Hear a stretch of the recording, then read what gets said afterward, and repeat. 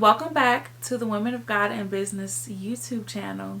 Remember, this platform is not only for women, but for anyone who is about their father's business. And welcome to the second episode of the Women of God who were about their father's business in the Bible series. Last week we talked about Miriam, who was Moses' sister. I love what she exemplified in the Bible, and I love what we were able to learn from her via God. So if you are interested in learning more about Miriam, go check out the previous video that was posted last week. This week we are going to talk about Rachel. Get your notebook because I have my notes, so excuse me if I'm looking down. Rachel was a wife of Jacob's. So in the Bible, she is noted as Jacob's wife. What you don't probably know is that before she became Jacob's wife, she was a shepherdess. So I'm a girl who loves definitions, and I looked up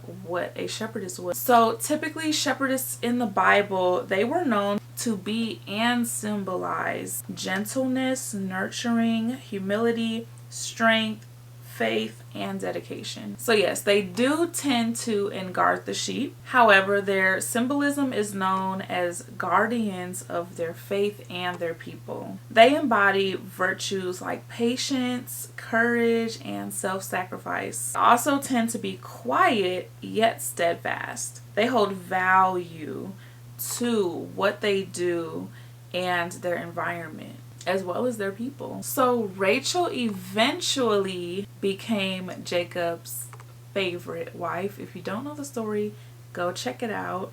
It's juicy.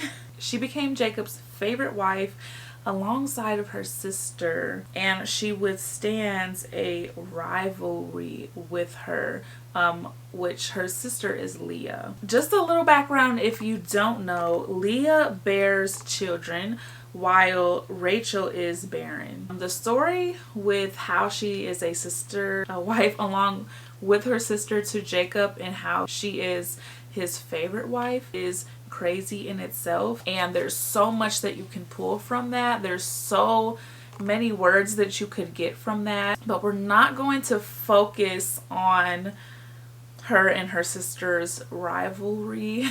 We're going to focus more about who she was at heart and how God used her, how she was about her father's business. Through her years of being barren, Rachel never gave up. She was persistent in her faith and her prayers, and she was also prepared for this circumstance through her journey of being a shepherdess. So I'm going to stop right there, because what God is or has taken you through, the storm in which you have come out of or been through in your life, has been a setup and preparation to where you're going to be. So I'm sure Rachel had absolutely no idea that she was going to be barren for years. I'm sure she had no idea that she was even going to be a wife, let alone have to fight for the affection for her husband. She didn't really have to fight for it, but her husband Jacob was tricked into marrying her sister, which I'm sure in itself was a huge heartbreak. So all of these things that has happened in her life, where God had her in her previous season, prepared her for all that she has endured. So I think about someone, it kind of reminds me of David too, but we're talking about women. She was a shepherd, and she was tending to this sheep, and she was working in her little bubble in her small town, and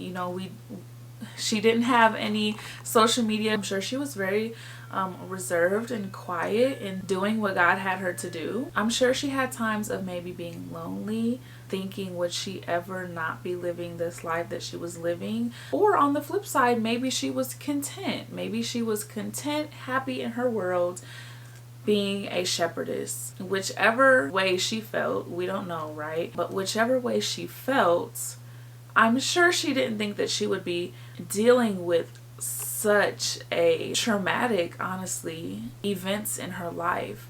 And when God has you doing something in one season where you don't know why you're in that season, you don't know why he has you doing that, Maybe you're not appreciating that season. I'm sure that she appreciated down the line facing these things because she already has practiced faith. She already was a virtuous woman. And when she was faced with this hardship, she had to lean into, she was constantly praying for a child. I say all that to say she's really a woman in the Bible who was like a symbol of hope and resilience for all that she's been through.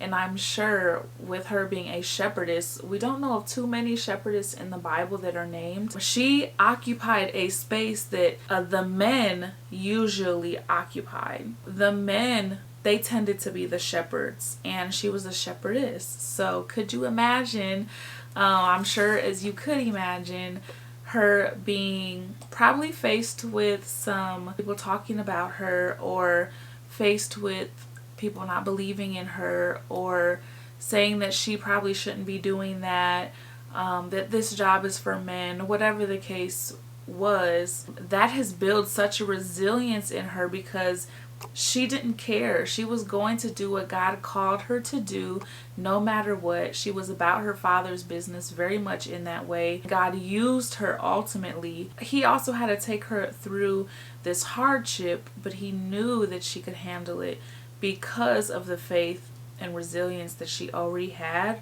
and this pressed her into her relationship with God even further. Rachel, again, is like us. She is unperfect. The rivalry between her and her sister produced envy, and Rachel and Leah were both in the wrong in what they were doing. So when you read about this in Genesis, it's in Genesis 29 and 30. I recommend reading Genesis 29 and 30, and you can see how their relationship was just messy. Okay, it was just messy, and probably something that you wouldn't want to be in today. Like I said, she was in the wrong at certain times in her life. This was her sister and someone who she had a rivalry with, and there was some selfishness in there, which we all struggle with today. We're all imperfect. Yet, there's a theme here, yet God still showed both of them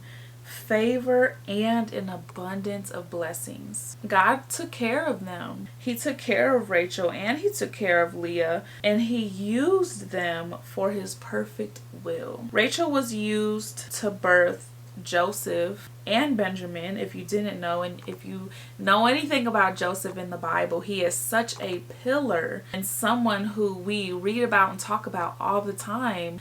He is Joseph. Without Joseph, there are so many things, lessons that we couldn't learn, things that we couldn't get delivered from, just from his story alone.